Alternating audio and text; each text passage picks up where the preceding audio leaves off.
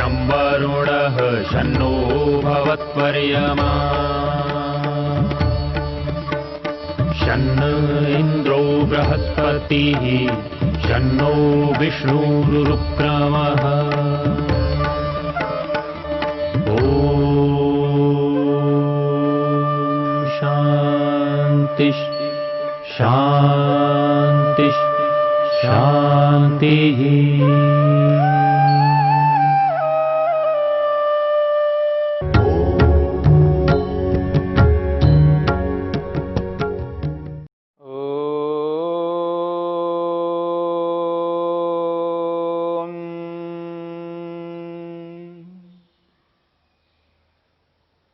साधन पाद के 27वें सूत्र को लेकर के हम विचार कर रहे हैं।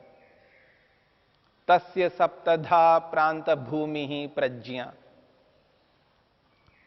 योगी को 7 प्रकार की उत्कृष्ट प्रज्ञाएं प्राप्त होती हैं।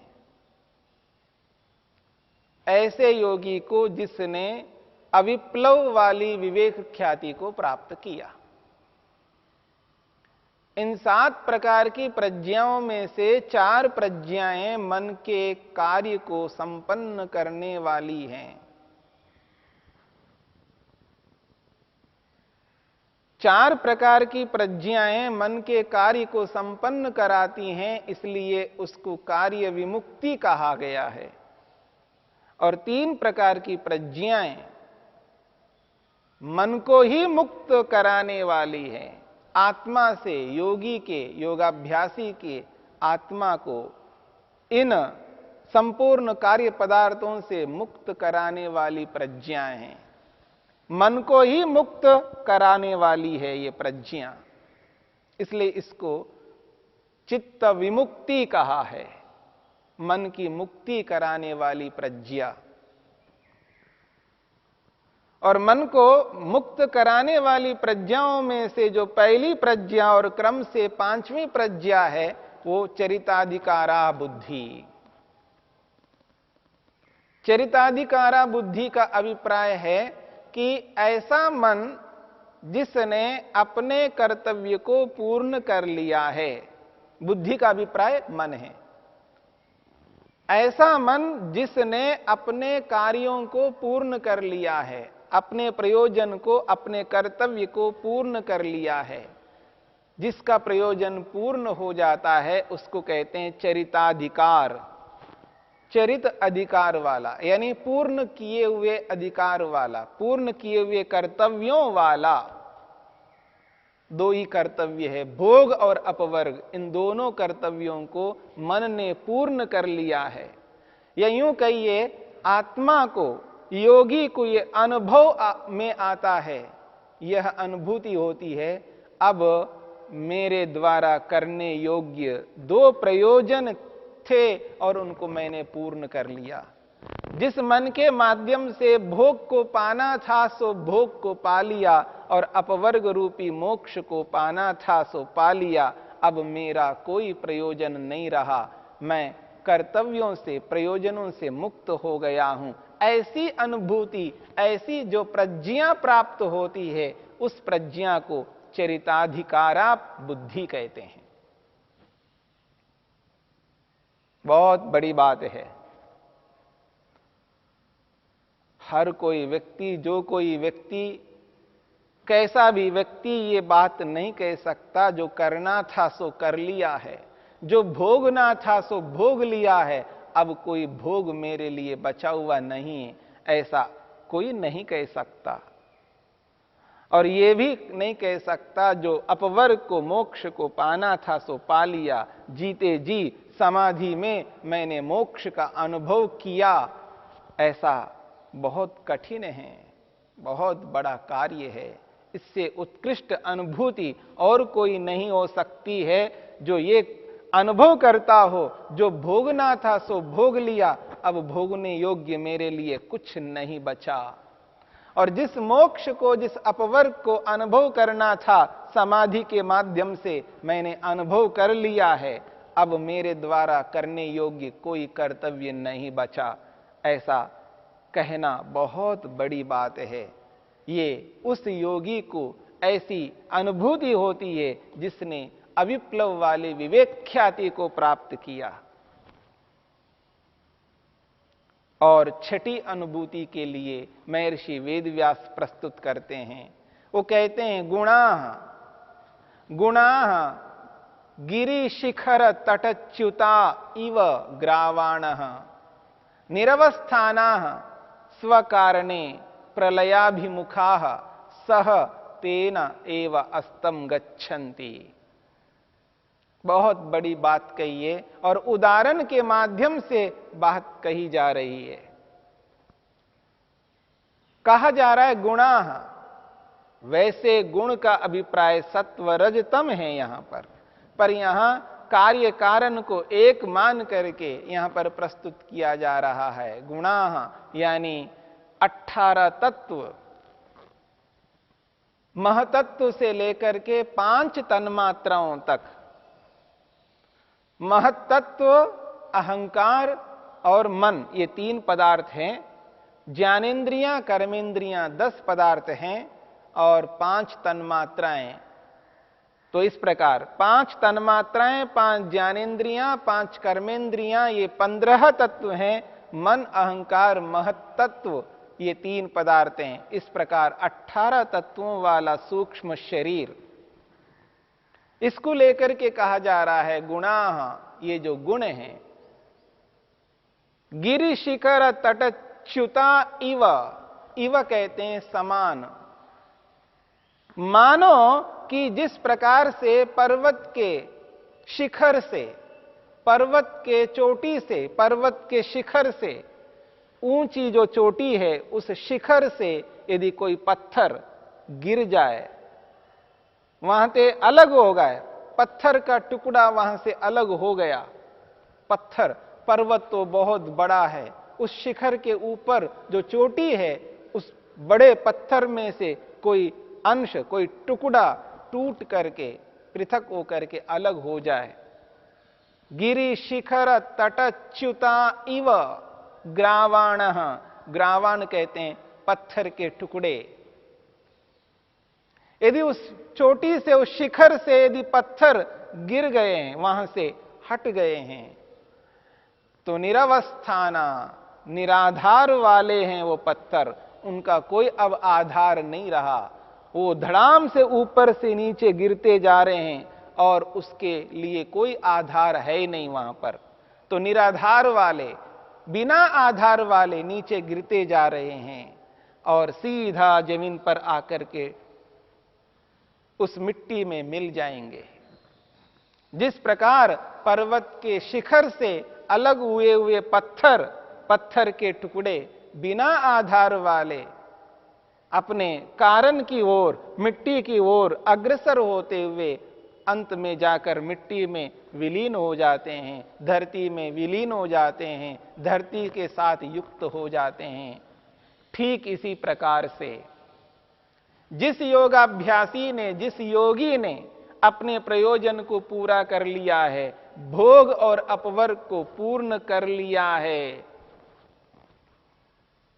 ऐसे योगी के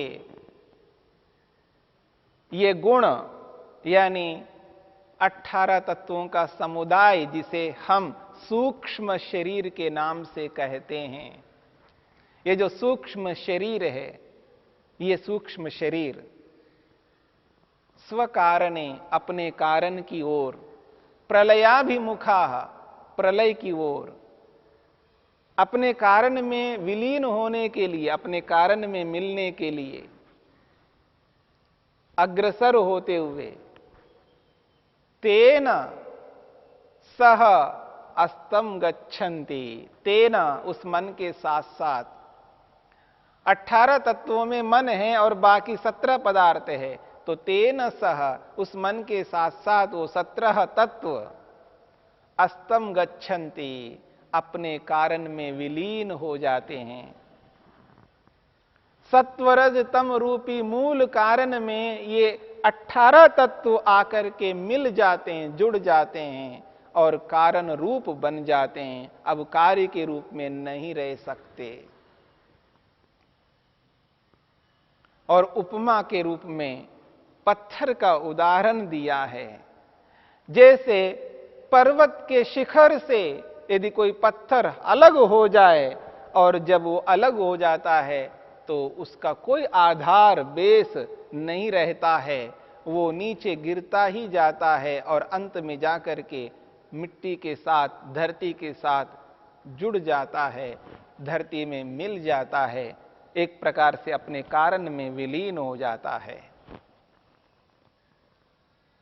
वो टुकड़ा, वो पत्थर पृथ्वी से ही उत्पन्न हुआ है और पृथ्वी में आकर के मिल गया है।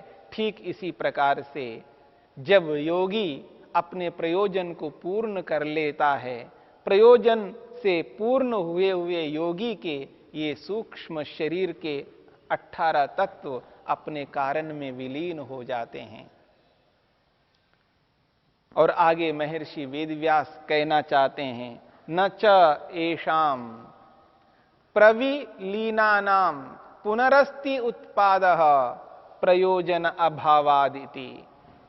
जब ये 18 तत्व अपने कारण रूपी सत्वरज तम में विलीन हो जाते हैं तो प्रविलीनानाम, अपने कारण में मिले हुए इन तत्वों का न पुनरस्ति उत्पादः, दोबारा ये उत्पन्न नहीं हो सकते। कारण में विलीन होने के बाद पुनः ये कार्य के रूप में नहीं आ सकते।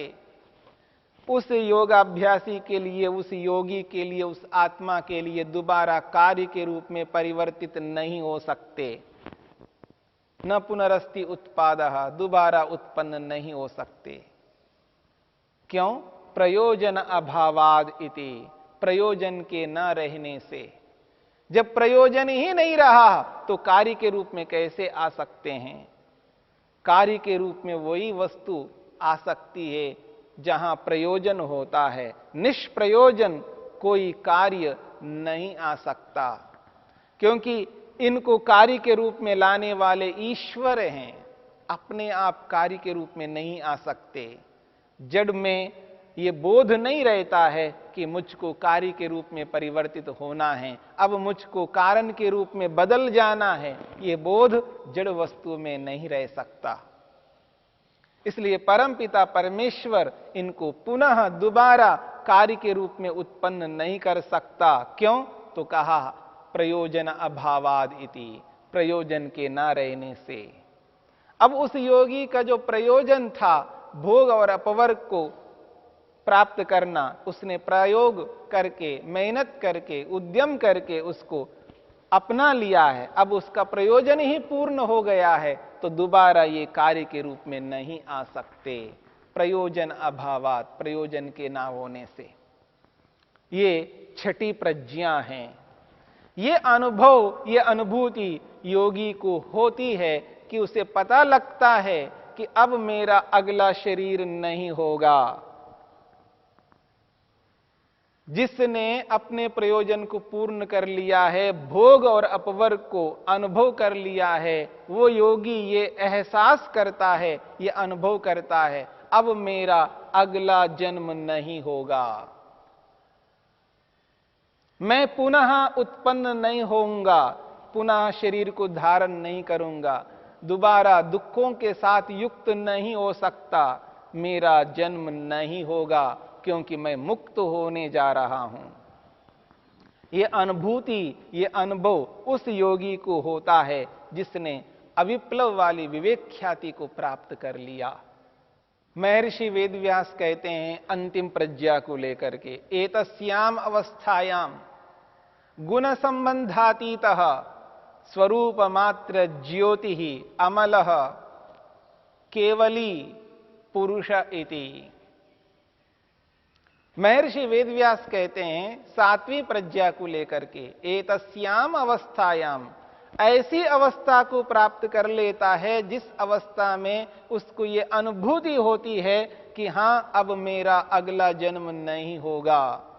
एतस्याम अवस्थायाम, ऐसी अवस्था में गुण संबंधातीतः, गुणों के संबंध से रहित होकर के, गुणों के संबंध से पृथक अनुभव करता हुआ अपने आप को सत्वरज तम से बने हुए समस्त कार्य पदार्थों से अलग अनुभव करता हुआ, पृथकत्व का बोध करता हुआ, स्वरूप मात्र ज्योति ही केवल आत्म स्वरूप में अनुभव करता है, अपने आप को केवल आत्म स्वरूप के रूप में स्वीकार करता है। मैं केवल आत्म स्वरूप हूं। अब वो प्रकृति के संबंध से अपने आप को मुक्त अनुभव करता है। स्वरूप मात्र ज्योति ही, वो केवल चेतन स्वरूप के माध्यम से अपने आप को स्वीकार करता है। मैं केवल आत्म तत्व हूं, केवल चेतन स्वरूप हूं, मैं केवल चेतन हूं, केवल ज्ञान स्वरूप हूं। और कहा है अमलह, अब मुझ में कोई मल नहीं है, मैं मल से रहित हूं, यानी अविद्या, अस्मिता, राग, द्वेष, अभिनिवेश से पृथक हूं। और कहता है केवली, मैं अकेला हूं, मैं केवल हूं, अकेला हूं और पुरुष आत्मतत्व हूं। ये अनुभव योगी को हो जाता है। ये सातवीं प्रज्ञा है। और इन 7 प्रज्ञाओं को लेकर के अंतिम बात महर्षि वेदव्यास प्रस्तुत कहते हैं, एताम एताम सप्तविधाम प्रांत भूमि प्रज्ञाम अनुपश्यन पुरुषः केवला इति आख्यायते। वो कहते हैं इन 7 प्रकार की प्रज्ञाओं को अनुभव करता हुआ, इनका एहसास करता हुआ, वो आत्मा, वो पुरुष केवलः, वो केवल के रूप में, अकेले के रूप में अपने आप को अनुभव करता है। अपने आप को मन से, शरीर से, सूक्ष्म शरीर से, संपूर्ण दृश्य पदार्थों से अपने आप को पृथक महसूस करता है, एहसास करता है। और प्रतिप्रसवे अपि चित्तस्य मुक्त केवला इत्येव भवति गुणातीतत्वाद इति। वो कहते हैं जीते जी शरीर में रहते हुए वो अपने आप को केवल आत्मतत्व के रूप में स्वीकार करता है और इस संपूर्ण दृश्य से अलग अनुभव करता है, अपने आप को पृथक अनुभव करता है। और प्रतिप्रसवे अपि, जब ये संपूर्ण सूक्ष्म शरीर के तत्व और शरीर से रहित होकर के, सूक्ष्म शरीर से रहित होकर के भी प्रतिप्रसवे अपि, प्रलय में भी यानी कारण में विलीन हो जाने पर भी पुरुष अपने आप को केवल अकेला ही अनुभव करता है, क्योंकि गुणातीतत्वादिति, गुणों से पृथक हो गया है। मुक्त जब हो जाता है आत्मा, जब शरीर त्याग कर देता है प्रयोजन के पूर्ण होने पर, तो उसका सूक्ष्म शरीर भी उससे अलग हो जाता है। तब भी आत्मा अपने आप को केवल अनुभव करता है। मुक्त अवस्था में भी, मोक्ष अवस्था में भी अपने आप को केवल अकेला अनुभव करता है।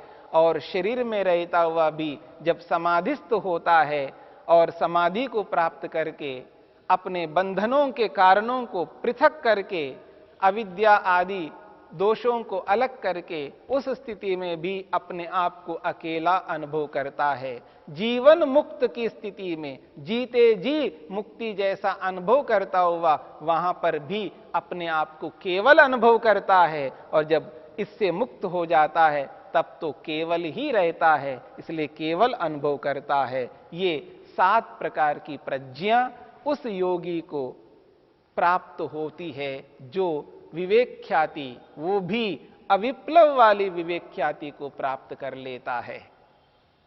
तो इस रूप में ये 7 प्रकार की प्रज्ञा को प्राप्त करके योगी कृतकृत्य हो जाता है। जो करना था सो कर लिया, अब कुछ करने योग्य बाकी कुछ भी नहीं रहा।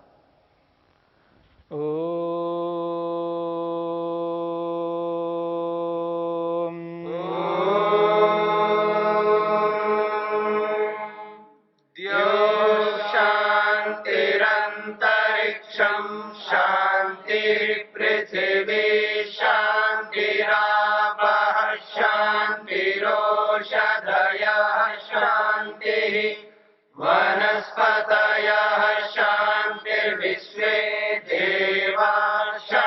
शान्तिर्ब्रह्म शान्ति सर्वं शान्ति शान्तिरेव शान्ति क्षमा शान्तिरेधि ॐ शान्ति शान्ति शान्ति